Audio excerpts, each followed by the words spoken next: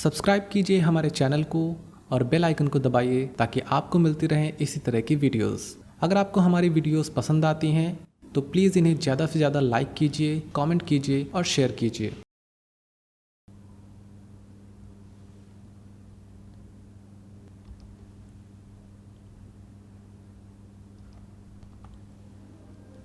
Computer security की समस्या।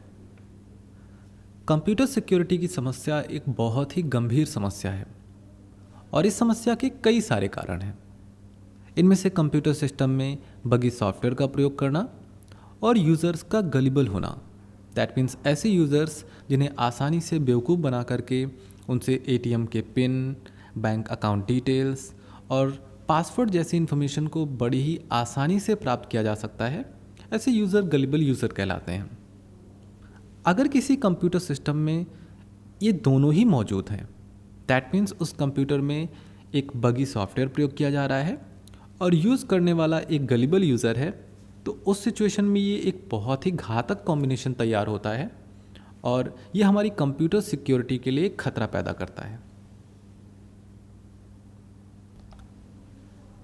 इन bugs का फ़ायदा उठाया जा सकता है और इसी को हम वल्नरेबिलिटीज़ कहते हैं।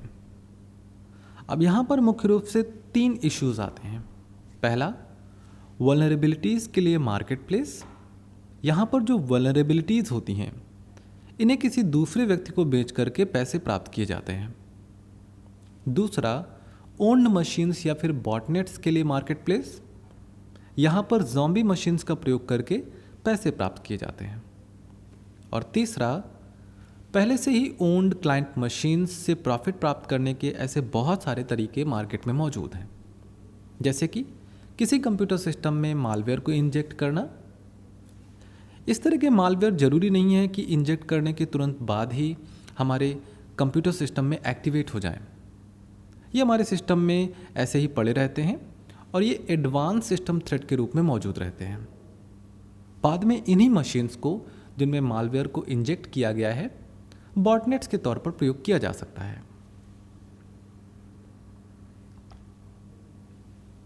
वल्नरेबिलिटीज़ की अधिकता। सॉफ्टवेयर में बहुत सारी वल्नरेबिलिटीज़ होती हैं। हम आज ज़्यादा से ज़्यादा इन सॉफ्टवेयर्स पर निर्भर होते जा रहे हैं और सॉफ्टवेयर पहले से और ज़्यादा कॉम्प्लेक्स होते जा रहे हैं क्योंकि इनमें मशीन लर्निंग, आर्टिफिशियल इंटेलिजेंस जैसे फीचर्स भी ऐड किए जा रहे हैं। कुछ वल्नरेबिलिटीज़ न्यू होती हैं जबकि कुछ के बारे में हमें पहले से ही पता होता है लेकिन हमने इन्हें ठीक नहीं किया है।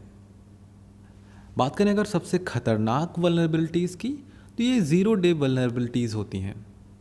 इन्हें जिस दिन डिस्कवर किया जाता है उसी दिन पब्लिश कर दिया जाता है। अगर आप पूरी दुनिया में होने वाले हैकिंग अटेम्प्ट्स का एक रियल टाइम एनिमेशन देखना चाहते हैं तो ऐसी कई सारी वेबसाइट्स मौजूद हैं जो आपको इस तरह के रियल टाइम एनिमेशन को दिखाती हैं। इनमें से नाम है cybermap.kaspersky.com और cve.mitre.org। सो आप यहाँ पर जाकर हैकिंग अटेम्प्ट्स के रियल टाइम डेटा को देख सकते हैं। यहाँ पर आप एक पाई चार्ट देख सकते हैं और ये दिखाता है कि किस सॉफ्टवेयर की वल्नरेबिलिटीज़ को सबसे ज़्यादा एक्सप्लॉइट किया गया है, जैसे कि एंड्रॉयड की 21%, ऑफिस की 13%, एडोब फ्लैश प्लेयर की 8%, जावा की 7%, एडोब रीडर की 1% और सभी ब्राउज़र्स की 50%। सो ब्राउज़र्स का शेयर बहुत ज़्यादा है और इनकी वल्नरेबिलिटीज़ को सबसे ज़्यादा एक्सप्लॉइट किया गया है। इसका मतलब ये हुआ कि हमारे इंटरनेट ब्राउज़र्स सबसे ज़्यादा वल्नरेबल होते हैं और इनका प्रयोग सबसे ज़्यादा किया जाता है। बात करते हैं दूसरे टाइप के एक्सप्लॉइट की, जो कि है रैनसमवेयर। रैनसमवेयर डिस्क को इनक्रिप्ट कर देता है और यूज़र अपने ही डेटा को एक्सेस नहीं कर पाता है। इसका मतलब ये हुआ कि अगर आपके पास आपके डेटा का बैकअप नहीं है तो आपके सामने एक बड़ी समस्या खड़ी हो जाएगी। इस सिचुएशन में आपको बिटकॉइन में अपने डेटा को वापस से प्राप्त करने के लिए मनी पे करनी पड़ेगी, तब जाकर के आप अपने डेटा को एक्सेस कर पाएंगे। वायरसेस को स्कैन करने के लिए जो स्कैनर्स होते हैं वो सिग्नेचर्स को अपडेट करते रहते हैं। लेकिन रैनसमवेयर की खास बात यह है कि ये अपने आप को ही मॉडिफाई करता रहता है। इसका मतलब ये हुआ कि अगर बहुत ज़्यादा चेंजेस हो रहे हैं तो उस सिचुएशन में ये सिग्नेचर बेस्ड जो अप्रोच है वो काम नहीं करेगी। ये रैनसम वायरसेस दूसरे टाइप के एक्सप्लॉइट्स हैं जो सबसे ज़्यादा यूज़ किए जाते हैं। यहाँ पर आप इस चार्ट में देख सकते हैं कि यहाँ पर दर्शाया गया है कि आखिर रैनसमवेयर के द्वारा कितने लोगों को अटैक किया गया। ये डेटा केवल उन लोगों का है जो कैस्पर की एंटीवायरस का प्रयोग करते हैं। जुलाई 16 तक ये आंकड़ा लगभग 400,000 लोगों का था। आप इमेजिन कर सकते हैं कि कितने लोगों को इस रैनसमवेयर के द्वारा अटैक किया गया होगा। इसके साथ ही साथ ये चार्ट हमें ये भी दर्शाता है कि आखिर फाइनेंशियल रैनसमवेयर के द्वारा कितने लोगों को प्रभावित किया गया। इसमें बैंकिंग ट्रोजन्स का प्रयोग किया गया था, की लॉगिंग का प्रयोग किया गया था। ये की लॉगिंग हमारे सिस्टम में इनिशिएट हो जाते हैं और इसके बाद हम जो भी की स्ट्रोक्स प्रेस करते हैं अपने कीबोर्ड पे, ये उसकी इन्फॉर्मेशन सर्वर तक पहुंचा देते हैं और इससे हमारा सिस्टम हैक हो जाता है। आपको यहाँ पर मैं बता दूं कि ये डेटा मोबाइल बैंकिंग ट्रोजन्स का है, जो कि केवल एक साल के अंदर नवंबर 13 से लेकर अक्टूबर 14 तक लगभग 1500 से 13,000 लोगों को प्रभावित करता है। अब चलिए थोड़ा सा कंपेयर कर लेते हैं कि 2015 और 2016 में किस मोबाइल ऑपरेटिंग सिस्टम को फाइनेंशियल मालवेयर ने कितने प्रतिशत प्रभावित किया। जैसा कि आप देख सकते हैं कि 2015 में Android operating system devices 8% affect हुई, जबकि Windows operating system devices 92% affect हुई। बात करें अगर 2016 की, तो 2016 में विंडोज़ के आंकड़े में कमी आई और ये घटकर 64% हो गया, जबकि एंड्रॉयड ऑपरेटिंग सिस्टम डिवाइसेस में ये अफेक्शन काफ़ी ज़्यादा हुआ, मतलब ज़्यादा डिवाइसेस अफेक्ट हुई और ये बढ़कर 36% पहुँच गई।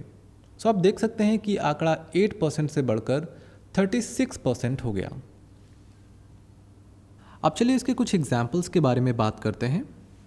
फ्रेंच इलेक्शन में कैंडिडेट्स को रियलाइज़ हुआ कि हैकिंग हो रही है और उन्होंने कई सारे ऐसे तरीके ईजाद किए जिससे कि जो वास्तविक जानकारी है वो बाहर ना जा सके। हिलेरी क्लिंटन कैंपेन में भी हमें कुछ ऐसा ही देखने को मिला। यूक्रेन इलेक्ट्रिसिटी सिस्टम, ऐसा माना जाता है कि यूक्रेन इलेक्ट्रिसिटी सिस्टम के बंद होने के पीछे रसिया का हाथ है और इसमें रसिया के द्वारा एक साइबर अटैक किया गया था। इसी तरह से टर्किश बैंकिंग सिस्टम को भी हैक किया गया था और इसमें डीडॉस का प्रयोग किया गया था, जिसकी वजह से पूरा का पूरा बैंकिंग सिस्टम ठप पड़ गया था। इसके अलावा हमने ऐसी और भी कई सारी घटनाएं सुनी हैं जिसमें भारत में भी एटीएम कार्ड्स को हैक कर लिया गया था। सो हम कह सकते हैं कि साइबर सिक्योरिटी एक बहुत बड़ी समस्या बन चुकी है और ये हमारे जीवन को प्रभावित कर रही है। इसका बहुत ज़्यादा प्रभाव हमारे जीवन पर पड़ रहा है, चाहे वो फाइनेंशियली हो या फिर किसी दूसरे तरीके से हो। लेकिन हम इस बात से इनकार नहीं कर सकते कि साइबर सिक्योरिटी हमारे लिए एक गंभीर खतरा है।